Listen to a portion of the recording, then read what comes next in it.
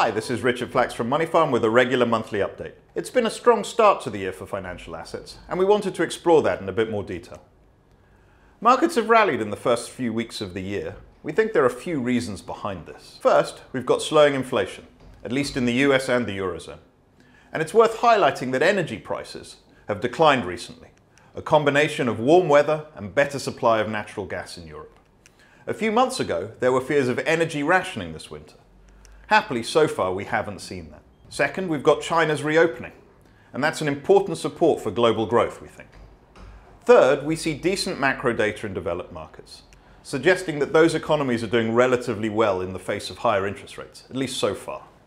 And finally, in general, we're seeing corporate earnings holding up okay, even if expectations have come down a bit. Perhaps central banks will really be able to bring down inflation without pushing economies into a deep recession. That would be a pretty positive outcome. So what are the things that we're worrying about? Again, there are a few things to consider. First, we're seeing inflation come down, and that's really good news, but it's still well above central bank targets.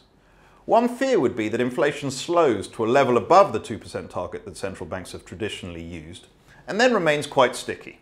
After all, we're still seeing the labour market in the US and the UK looking pretty robust, with wage growth well above that 2% target. That might mean central banks choose to keep interest rates higher for longer, and help to slow down the economy even further.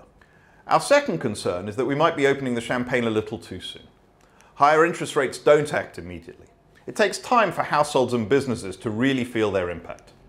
The resilience we see today in some of these economies might just mean that the real slowdown is around the corner. That would have implications for growth and corporate profitability. And finally, we shouldn't forget geopolitics.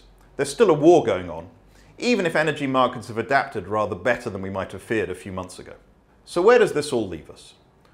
The short-term outlook remains uncertain for economies and financial markets. The combination of resilient demand and slowing inflation is a good starting point for financial assets as we head into 2023. Thank you for listening, and look forward to speaking to you again soon.